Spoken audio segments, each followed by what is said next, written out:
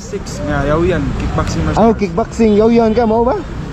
Fighter ko sa una. Fighter ka, way sampul ya, way sampul. Wala na practice. Naputos sa pagdayeg sa social media ang usa ka individual nga gihimo ng puloy-anan ang kadalanan sa Sugbo. Kinitungod sa iyang ekstraordinaryo nga pagtubag sa pangutana gamit ang pinulungang Ingles dihang gikahinabi sa usa ka content creator.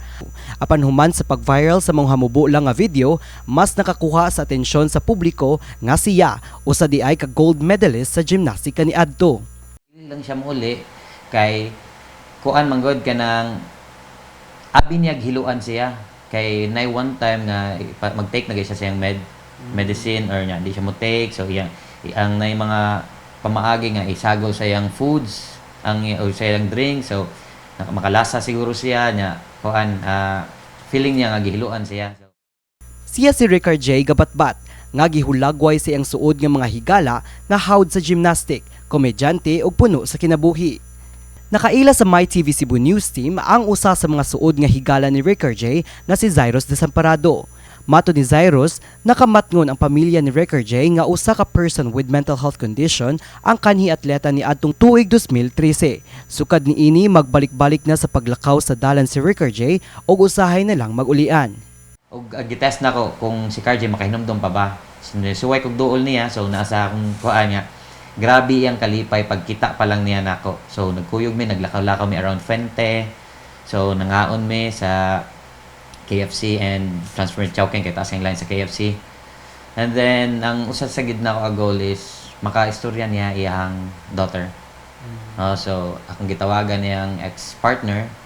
And then akong nahatagan gid ako guwe nga magkaistorya sila and taas lang mga istorya sad gyud. Gisaysay ni Zairos nga iyang gibisita si Ricard J ni adtong Mayo 3 kadlawon sa usa ka dalan sa Sugbo, human niya makita ng viral video.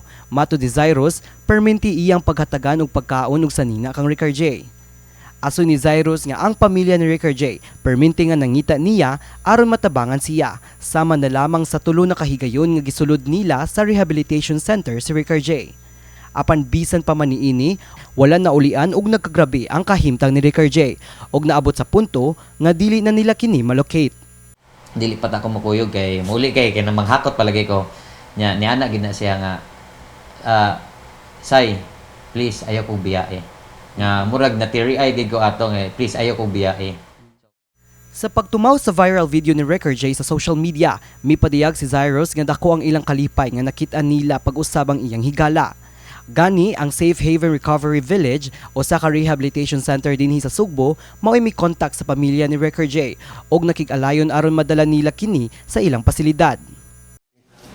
Dito mi sa may banawa na church dapit, then nagsimig plano niya, then ang opportunity na ma-rescue siya kay naman niya mga amigo po og iyang igsuon nga ni tabang po namo. So pagkuha namo niya amo siya gipasabot mao ni at first mo hesitant pero di man siya violent no hinoon.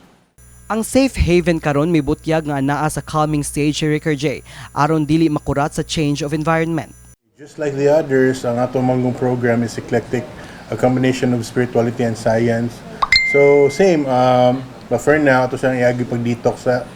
So napo siya sa calming room, gipakalma sa, then pugkaon na sana siya. Then eventually, moagi na siya ka ng medical assessment, mo gina pinakauna, medical assessment. Then after that one, recovery coach Jerome and assistant recovery coach Pao will take care of him. Gipadiyag sa kadagkuan sa mong pasilidad sa ilang pasiunang assessment nga miagi og posibleng depression si Ricard J. Mao ang pinakamaayo nga mabuhat nila mao paghatag og igong oras alang kaniya. Nahinabi sa MyTV Cebu News Team ang recovery coach ni Ricard J nga si Pao Sandoval. Matod ni Pao, adunay maayong communication skills si Ricard J ug adunay hayag nga kaugmaon. A little bit makaingon ko na siya instability gihapon, but more on like dili jud ingon like severe or something like that kay maayo jud kay siya mustorya. Sa pagkutlo ning balita, padayon ang pakigalayon sa mong facility og sa pamilya ni Ricard J alang sa iyang padayon nga pag-recover. Nagplano sabang Safe Haven og ang pamilya ni Ricard J og yano nga selebrasyon karong adlaw. Dili lang tungod sa iyang pagkakaplag apan sa pagsaulog sa iyang adlaw na tawhan. Lordy J, Lordy Mina, Lordy Yo, naarami dere yung supporter gagahapon minimo. So kita kits inigawas nimo. Kini si Mark Irmas, alang sa My TV, Cebu.